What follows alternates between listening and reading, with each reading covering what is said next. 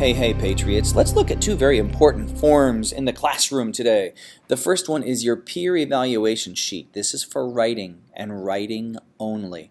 If you look at the top, we'll grade your papers in 4 areas. The first one is voice and storytelling. Are you making me care? The second one is style. Does your writing sound mature like a middle school paper or a high school paper? Or is it more sounding like elementary school? Organization, do all the puzzle pieces fit together so your story makes sense to me? And then mechanics, how do you do with the grammar stuff, capitalization, punctuation, and everything else? If you look at the way it's arranged, it's backwards from what a lot of people would think. How come the F is at the top and the A is at the bottom? I don't know. That's just the way I put the page together. Look at each one. Voice and storytelling. You're not engaging my emotions. There's little to keep me interested, or it's boring.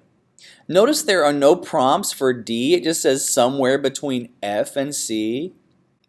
If you get a C in voice and storytelling, turn up your character, your conflict, or your story just a little bit. You have me, but I want to care more. This is putting me to sleep.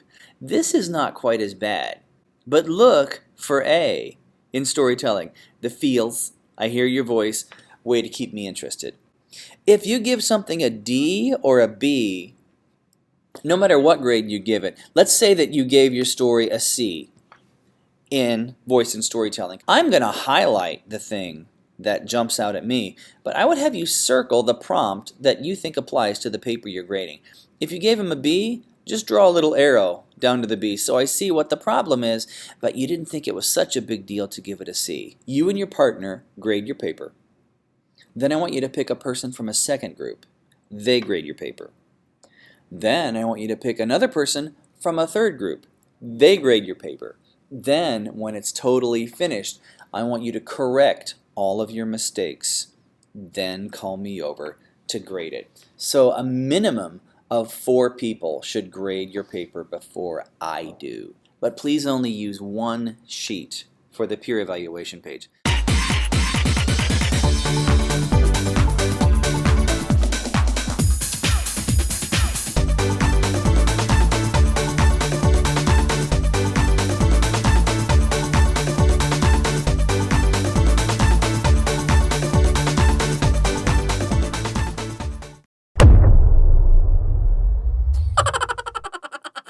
How do you grade a video project? Look for the sheet that says Grading Rubric for Video Projects. You'll find this and the peer evaluation sheet in the top tray on the side of the camera cabinet. But it works very much the same way that a peer eval does with your videos. The first thing I'll look at are your visuals. Is the project engaging to watch? Do camera shots tell the story visually? Do they change every 7 seconds or less? You never want to make the audience bored by leaving the same old thing on the screen. And no camera jiggles or lighting problems. This one is huge. Make sure you take that tripod home. Make sure you use it. If you don't have a tripod or you don't bring one, use the handheld camera expectations to help you do stuff great. I'll show you what those are. Next, for audio, are your music and dialogue, are they balanced properly? You don't want the music to be so loud that we can't hear your people talking. So in most cases, turn your background music down. I usually go somewhere between 4 and 6%, and it's just fine. And another thing that I'll stick in audio, because it seems to be the best place for it to fit, are the lines spoken by your actors engaging? Are they read with enthusiasm? Yes, you are graded on how well your actors act.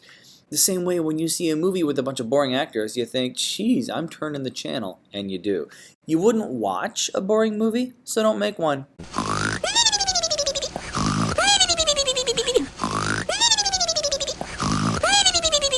The script has probably already been written. When you do your video, I'm just making sure that the story is easy to understand. Why?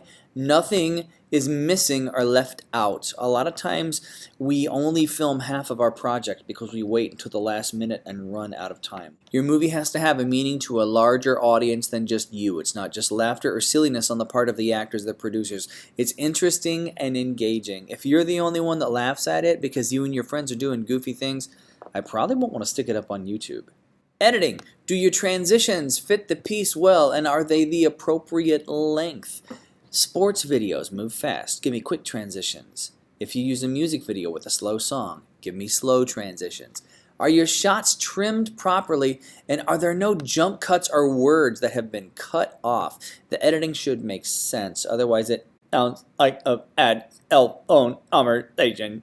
Finally, credits. Letters should be white on a dark background. Page headings. Music, in all caps. Produced by, in all caps. Special thanks, in all caps. Songs and people's names should be listed in alphabetical order. People's names by last name. And then use the zoom, horizontal blur, or the centered for your end titles, no scrolling credits, because they are ugly. So that's how to grade your stuff. Use this sheet the same way as you do a peer evaluation. You and your group grade your video, someone from a second group grades it, then someone from a third group grades it, then me. Then we will put it in the grade book, and we'll be ready to go. Thanks, Jefferson. I'll see you later. Bye-bye.